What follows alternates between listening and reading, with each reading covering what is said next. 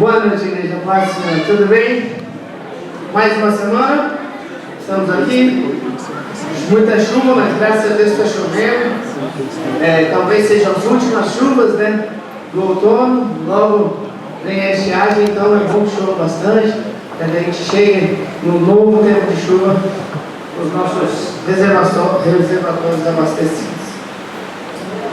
Meus irmãos, a gente vai continuar falando sobre razões para cuidar da família. Estamos no terceiro final de semana, usando de tema a série que a gente tem na Netflix, quem já assistiu, né?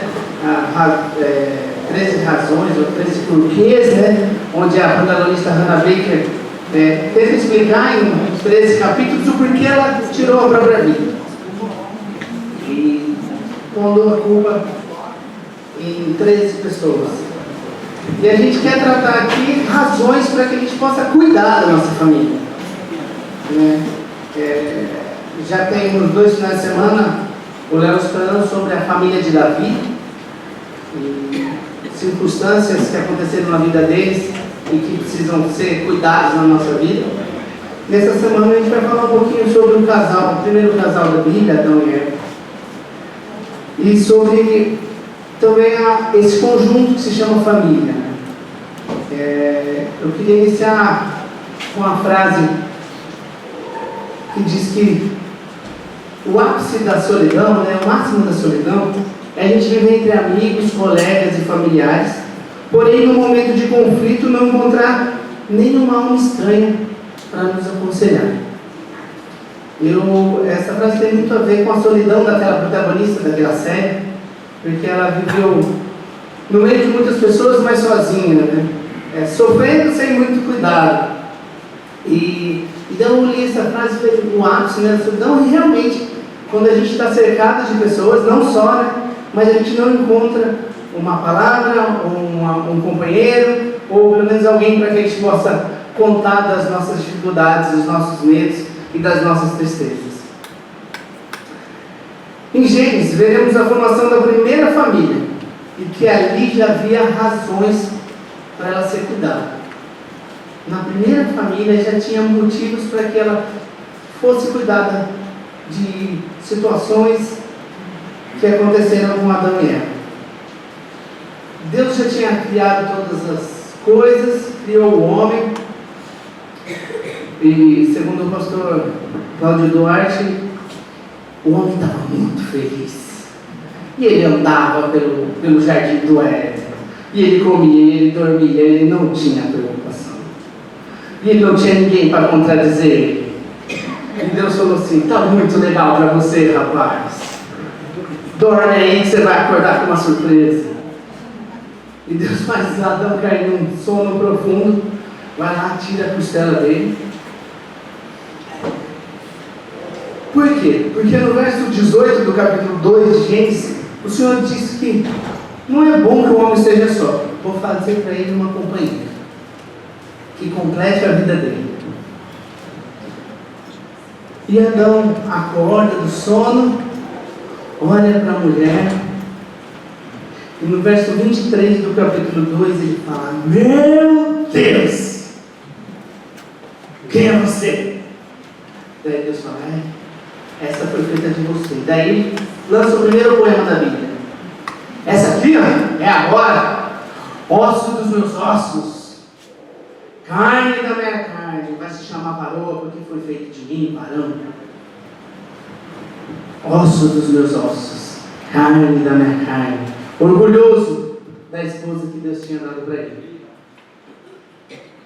Guarda esse poema, a gente vai falar dele daqui a pouco também. Deus ali estabelece a primeira família. Ele tinha feito os animais em casais, bem provável. E o homem, ele foi feito primeiro. Dizem que é porque senão a mulher ia dar um toquinho. Vocês acham isso? Por isso que eu nem trouxe minha mulher hoje à noite. Ela foi de manhã no satélite, que ela já deu muito palpite durante o dia. Acho que você fala aquilo, você fala aquilo. E E Deus cria a família, né? E fala para eles, é bom que vocês multipliquem, encham a terra, né? Então, inicia-se ali a família, a primeira família da terra. Então, por que nós devemos cuidar da nossa família? Eu entendo que a família é um projeto de Deus. Vocês entendem assim também? Porque Deus viu a necessidade do homem de ter uma companheira. E os incita e os incentiva a ter filhos e a multiplicar. Então, a primeira razão para mim é que o projeto de Deus, chamado família, ele tem que ser cuidado. Deus vê a necessidade de um casal. O homem em si, sozinho, ele fica mais triste, mais vulnerável, né? E a gente fica. Eu penso em mim, assim, quando estou só, a gente se tem uma comiseração maior, né? A gente, por que comigo, né? Mesmo que a gente se mostra forte às vezes, mas sozinho, a gente sofre mais. A gente sofre com coisas que não aconteceram ainda, e não acontecem do jeito que a gente imagina que vai acontecer. Então Deus percebe isso, que o homem sozinho não seria legal. Ele ia começar a mudar o nome dos bichos. Ele ia começar a bagunçar o jardim. E talvez ele ia ficar triste, muito triste, porque ele ia ver que todos os animais tinham uma companheira e ele não.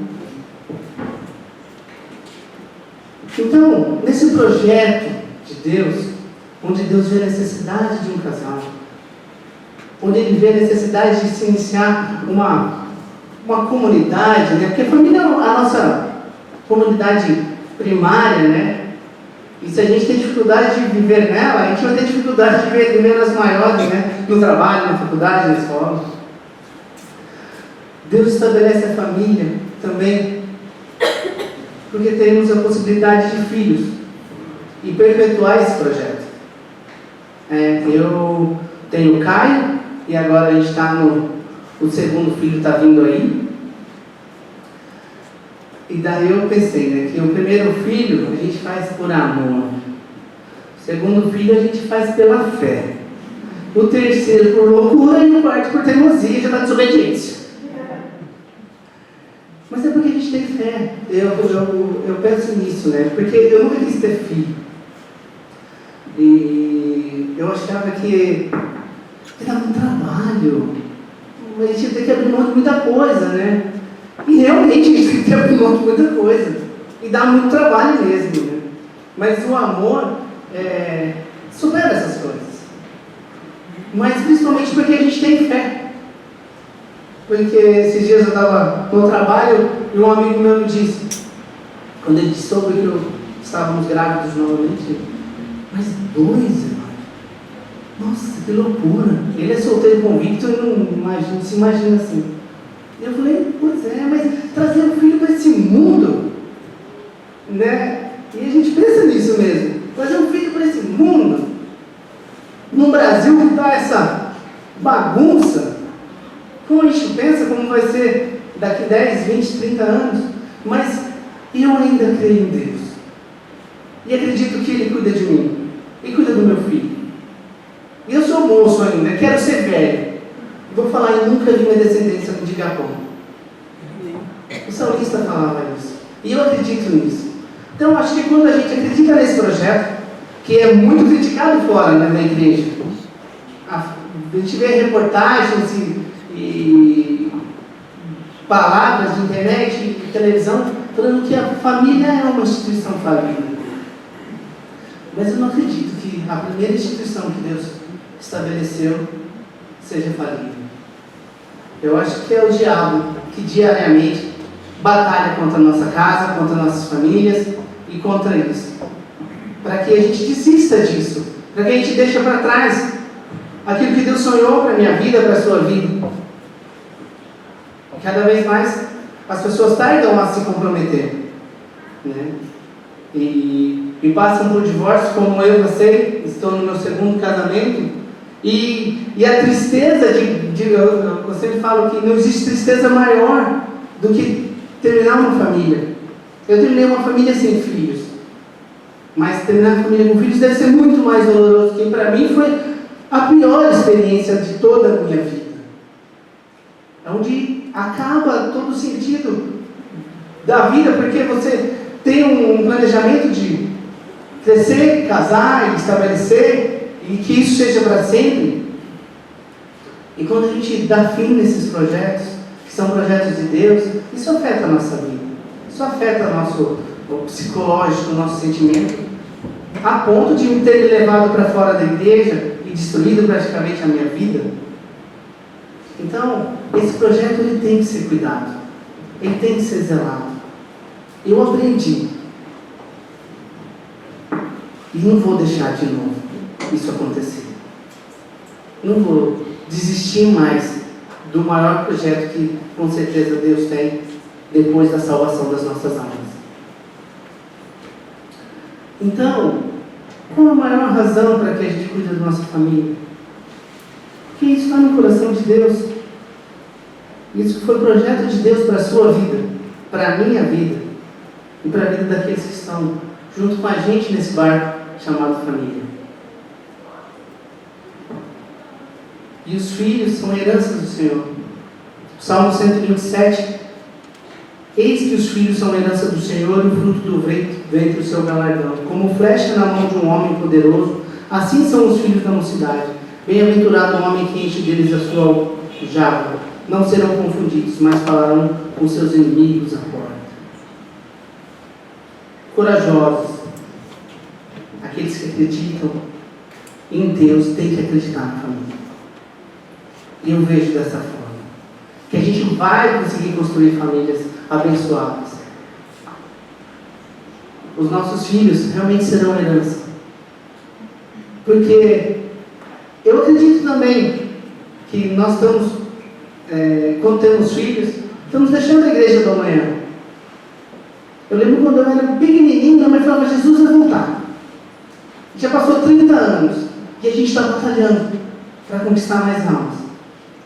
E se a gente às vezes desiste, né? Não, mas Jesus está às portas e talvez a próxima geração. A igreja planta isso também. Né, nova geração? Eita, Giovana, você está aqui. Então, o primeiro ponto dessa mensagem é isso. Nós devemos cuidar da nossa família. Uma das razões para cuidar é porque ele é um projeto de Deus. Ele é um projeto na sua vida, na minha vida. E ele nos alegra. Não tem coisa mais gostosa do que ter família. Não tem coisa mais gostosa do que ter a quem se aconchegar. Os casais, né? Alguns têm o pé frio, demora a esquentar, mas não tem coisa melhor, porque a gente sempre acha a posição, né? Se é um braço, se é uma cabeça. Eu falei de manhã que eu sempre deixo e eu cheiro o cabelo da minha esposa. Ela até brincou, né? Na hora que a gente está vendo embora, ela falou assim, é para ver se sou eu mesmo, né? Mas não é, é porque o cheiro faz a gente se sentir em casa, né? Cheiro meus filhos, cheiro a cama, é esse lugar onde eu posso compartilhar com eles todas as minhas dificuldades, as minhas tristezas, as minhas alegrias, as minhas conquistas. É ali. E esse é um projeto que Deus tem para mim e para a sua vida. Só que como toda família, Adão e Eva teve alguns problemas. E logo na largada assim, né? Eva foi caminhar sozinha. E no capítulo 3, começa assim a história. A serpente, a mais astuta que todas as animais do campo que o Senhor tinha feito, e esta disse à mulher, é assim que Deus disse, não comereis de toda a árvore do jardim? E disse a mulher à serpente, do fruto das árvores do jardim comeremos, mas do fruto da árvore que está no meio do jardim, disse Deus, não comereis dele, nem dele tocareis, para que não morrais. Então a serpente disse à mulher, certamente não morrerás. Porque Deus sabe que no dia em que dele comerdes, se abrirão os vossos olhos, e sereis como Deus, sabendo do bem e do mal. E vendo a mulher, que aquela árvore era boa para se comer, e agradável aos olhos, e a árvore desejável para dar entendimento, tomou o seu fruto e comeu. E também deu ao seu marido, e ele comeu com ela. Então os olhos foram abertos e conheceram que estavam nus.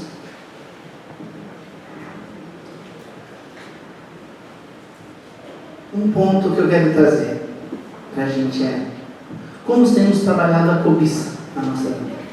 O primeiro ponto foi bonitinho. Família de Deus é um projeto. Mas agora vamos falar de 2 probleminhas da família de Adão e Eva. Adão e Eva tinham tudo.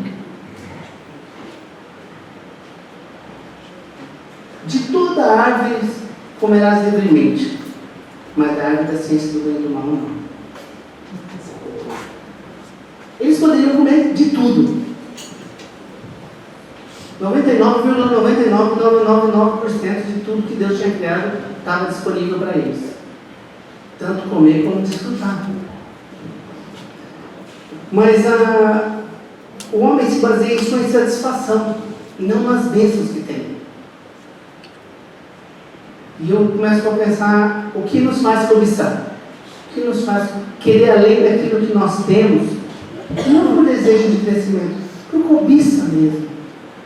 Porque a cobiça não é do pobre, a cobiça às vezes é do milionário. A gente tem visto aí esses escândalos, né? Bilionários que querem mais, que cobiçam mais. Por quê? A insatisfação nos leva a não enxergar o que Deus tem entregado para as nossas vidas. Eva e Adão tinham todas as coisas, os animais, mas eles desejaram aquilo que Deus tinha pedido para eles não tocar. Fala: nem tocareis, para que ela não tenha o perigo de levar a boca numa confusão. E eles foram ouvir as vozes que não eram de Deus. E daí é o que eu penso, o que o mundo tem ditado para as nossas vidas, como desejos, verdades e objetivos. O quanto nós temos dedicado o nosso tempo para a família ou para as coisas que desejamos. Ontem, numa conversa com o Dani, posso citar, que a gente é amigo, ele falando do tempo em que ele gastava muito tempo com o trabalho. E onde a família ficou um pouquinho de lado. E onde quase tudo atrapalhou, né, Dani? Porque tinha necessidade de trabalho, né? Tinha necessidade de... A gente tem objetivos. Mas isso não pode interromper o nosso trabalho como família, né? A nossa dedicação aos nossos filhos, à nossa esposa. Isso num ponto com o trabalho ou com um ponto com o bem material. Que os bens materiais não sejam os nossos objetivos, e sim as consequências dos nossos trabalhos, da nossa dedicação e das bênçãos de Deus na nossa vida. Quando a gente ouve as vozes que não são de Deus, se é em roda de trabalho, se é em roda de faculdade, e às vezes mesmo dentro da nossa família, a gente acaba perdendo a direção. O conselho do mundo não atende às expectativas de Deus para a nossa vida. E a gente não consegue servir o mundo e a Deus. A gente não consegue servir o dinheiro, os bens materiais e a Deus. Porque o nosso coração, ele tem que estar direcionado. E a gente dificilmente consegue dividir. Então a gente ou foca no dinheiro, nos bens, ou no desejo. E dentro da família, como nós temos cuidado dos nossos bens maiores, a nossa esposa, o nosso marido, para que a cobiça de um outro homem, de uma outra mulher não chegue às nossas casas, né? Porque eu imagino onde Adão estava nesse momento, né? Para que a mulher comeu o fruto, talvez estavam distantes, talvez naquele momento ele não estava cuidando dela. E também ela não se atentou a procurar o conselho do marido. E mesmo quando ela trouxe o fruto, ele não se... acho melhor não. Então daqui, já que você pegou e já comeu, então vamos pecar junto. Então vamos desobedecer juntos. E como casais, como família, nós temos que buscar a Deus juntos. Trilhar um caminho na direção de Deus, dos desígnios de Deus para a nossa vida. Para que em nenhum momento O adultério chega às nossas casas. A mentira chega aos nossos casamentos. Porque incentivo fora do mundo, fora da igreja, fora das nossas casas, é diário. Né? Dentro do trabalho, é sempre uma... Eu vivo num mundo muito masculino, na indústria. E a maioria é casada, e a maioria não respeita as mulheres. E sempre estão fazendo comentários pornográficos e maliciosos a respeito das amigas de trabalho. E alguns casos que a gente sabe de adultério dentro do trabalho. E daí, a gente tem que cuidar do que é nosso. Não deixar também, sabe, a cobiça. Mamãe, é você, sim. É o beijo. A gente não pode deixar esse mal tomar conta do meu marido, da minha esposa. Porque pode, a gente corre o risco. Então a gente tem que estar sempre firmado na palavra de Deus. Porque mais bonito que eu é difícil. Mas pode ser que aconteça. Mas não é a beleza, né? Às vezes é o cuidado, é a cumplicidade que a mulher não tem em casa e encontra no companheiro do trabalho, no professor da academia.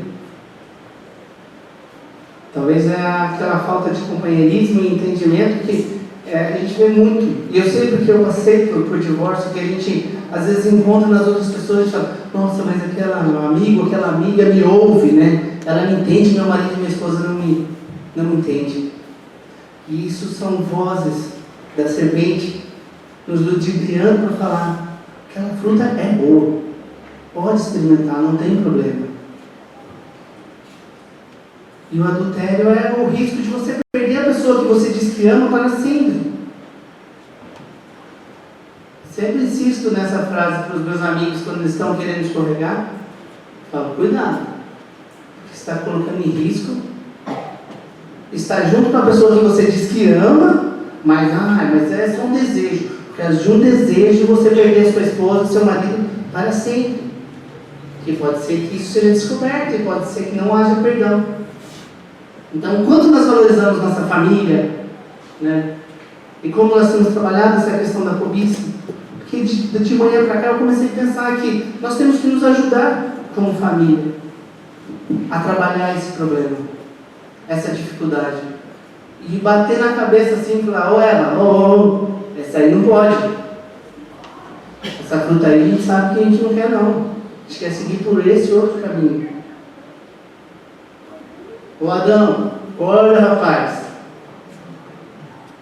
nós temos que cuidar de nós, porque senão, tem aquele ditado, né? O mundo vai cuidar e vai oferecer coisas que parecem legais, parecem gostosas, mas que só trazem destruição e morte para nossas casas. Então, razões para cuidar da nossa família. A cobiça pode estar dentro da nossa casa, dentro dos nossos filhos também, procurando coisas fora, namoros que não condiz, cobiçando. Isso eu não estou falando de cobiçar a mulher do próximo, que eu espero que isso já não esteja mais em nós, porque isso no Antigo Testamento fala, né, não cobiçar, mas Jesus fala: se você pensou, você já pecou.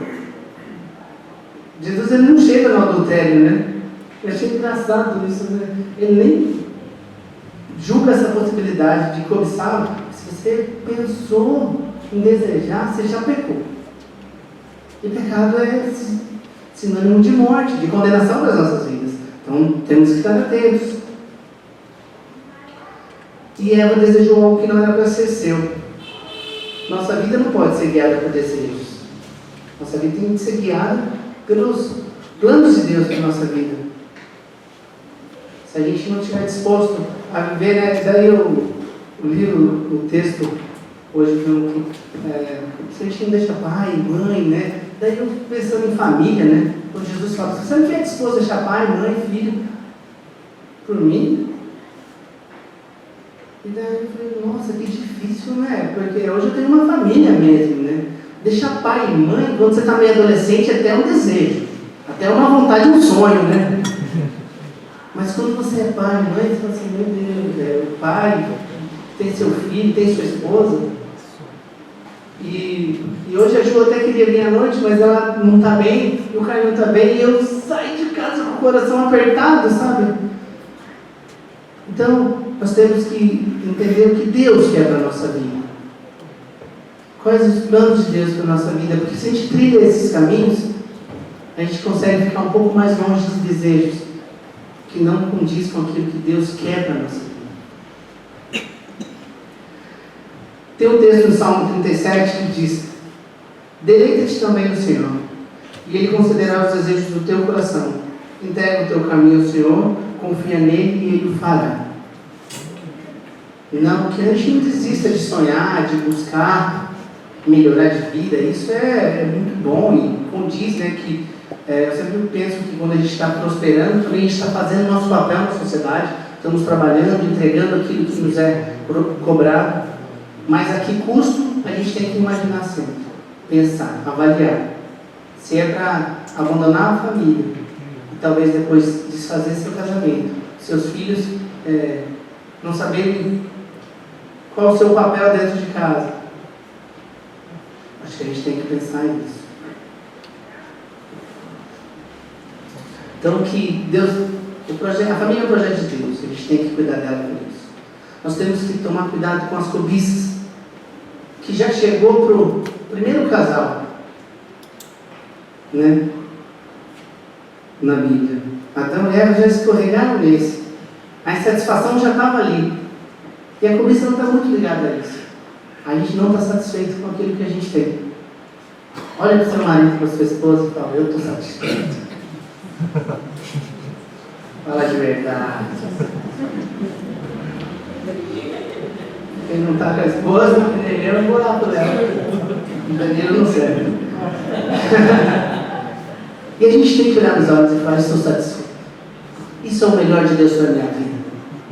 Eu não merecia tudo isso. Eu falo isso todos os dias. Por isso também. É muito demais para você, Deus. Deus foi bom demais. Então a satisfação nos faz ser gratos, obedecer a Deus e não corromper os nossos princípios. E depois do pecado posto, vem algumas indagações e perguntas. No verso 9 do capítulo 3, chamou o Senhor Deus a Adão e disse: onde estás, Adão? No verso 11, que ele já falou: a gente se escondeu, que a gente estava nu. Aí Deus falou assim: quem te fez saber que estava nu? Você comeu da árvore que te ordenei a não comer? Daí vamos voltar lá atrás. Lembra Adão falando? Olha, que ele viu a mulher? O que ele falou? Varoa, osso dos meus ossos, sangue do meu sangue. Vai chamar varoa porque veio de mim. Varão. Quando Deus pergunta para ele: você comeu a fruta? Ele fala assim: então disse Adão: a mulher que me deste, que você me deu por companheira, ela me deu da árvore e eu comi. Quando somos confrontados, principalmente dentro de casa, a gente adora pôr a culpa no outro. Ou é só eu e a Juliana? Porque para a esposa e para o marido a gente sempre tem uma resposta pronta. Porque se a gente errou, a gente já prepara. A gente já deixa o discurso pronto. Por que você deixa a toalha aí? Por que você não arrumou um cabelo? Por que você não fez comida? Ah, você não avisa que vem comer? E a gente sempre rebate, né? O pecado vem com indagações, perguntas: por que a gente fez isso? Por que a gente se perdeu no caminho? E as respostas é sempre colocar a culpa no terceiro. Vamos terceirizando os nossos erros para compartilhar nossos pecados. Daí, e quando a mulher também é indagada, fala: você, mulher, por que fez isso? A serpente enganou. engraçado que a serpente pergunta para a mulher: você não pode comer tudo isso aqui? Na verdade, a serpente não afirma para ela: coma isso aqui. Ela começa com perguntas. Então a mulher caiu no pecado porque quis. Porque cobiçou e achou que aquilo era bom, agradável aos olhos. Mas assim, as acusações, elas se cessam com um pedido de perdão e com assumir a culpa. Eu sempre penso que uma discussão de casal, uma discussão com o filho, ela é discutida, ela é inflamada, ela tem todos os seus feridos e doentes, e depois o cristão se arrepende, depois de toda aquela briga, pede perdão. Legal? É ótimo, é esse o caminho. Mas a gente pode voltar um pouco atrás, aplicar o perdão e o pedido de desculpa antes de inflamar, antes de machucar. Porque para que a gente não ouça depois de um pedido de perdão, você sempre faz isso. Mas eu estou pedindo desculpa. Você sempre vai pedir, você sempre erra. Por quê? Porque talvez o negócio foi muito além. E normalmente assumir a culpa é difícil. E é difícil no pai dos pais, lá, Adão e Eva. Na primeira confrontação que eles sofreram, quando eles foram confrontados, você errou, né, cara? Eu não. A mulher, você me deu, nem pedi. E aí, mulher, o que você fez? Eu não. Foi a serpente que você criou, ela não enganou, você fez ela muito astuta. Culpa minha não. E no texto não mostra, né, eles estão arrependidos ou pedindo desculpa para Deus ou perdão. Quem não assume o pecado e deixa o pecado, não alcança a misericórdia e perdão. Não podemos deixar que nossas vidas se baseiem em desculpas, mas sim em perdão, pedido de perdão. A gente não pode ficar dando desculpas e terceirizando aquilo que a gente fez de errado dentro da nossa casa. Pais, né? E hoje eu posso falar que eu sou pai. Que a gente não espere um tempo e falar assim: não sei onde eu errei. Procure o erro agora, para que a gente consiga corrigir agora. Procure ajudar agora, para que depois não seja tarde. Pode ser que um dia a gente não tenha mais poder nem jurisdição sobre os nossos filhos, e as escolhas deles sejam contrárias àquilo que a gente acredita como sendo a verdade, contrárias à palavra de Deus. Mas talvez a gente não vai ter mais oportunidade de mudar. E daí a gente não adianta a gente falar no futuro: não sei onde eu errei. Eu criei tudo igual. Um só se perdeu. E para pai e mãe não tem porcentagem, né? Tive 3 filhos, um se perdeu, 66% eu estou bem. Não, né? Para mãe e para pai a gente sofre. Eu vejo quando cai e se machuca, a gente parece que é a gente, né? Então, para quem perde um filho numa guerra, você acha que tem 4 filhos, perdi 25%. Não, ele perdeu 100% daquele filho. E aquilo nunca mais vai voltar. Então, tudo que atinge nossos filhos, atinge a gente 100% também. Então, que a gente pare de dar desculpas e comece a agir. E agir é falar a verdade também para os nossos filhos. Falar a verdade para os nossos maridos. Eu tenho uma esposa super sincera. Ela pode ser aquele Luiz Fernando Guimarães, lembra do super sincero, do Fantástico? É a minha esposa. Mas ela me corrige muito, sabe? A ponto de às vezes eu falar, se eu estou pregando, falando alguma coisa, foi bom, não, gostou? Nossa, não, você se perdeu uma hora lá, mas um pouco foi bom. E daí às vezes, mas ao mesmo tempo ela fala: hoje foi ótimo, viu? Hoje foi bom, foi legal, você aceitou tudo. Isso, estou brincando com isso, mas eu sempre conto a história do DVD pirata que a gente tinha lá em casa, que a gente comprava. E a Juliana se converteu depois de mim. E daí eu comprava, eu achava super normal ter DVD pirata em casa, né?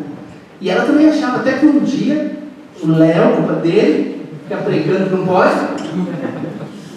E não era sobre isso, mas era sobre pecado, né? Tipo, e ela voltou e falou assim: Não pode comprar essas coisas a mais. É de brincadeira. Não, é pecado. Você está roubando, sei lá. Aquilo me feriu, sabe? Mas que menina se converteu esse dia, agora está aí. E ela apontando o meu pecado, sabe? Não, isso é pecado, a gente não vai comprar mais aqui em casa. Se você comprar, vai jogar fora.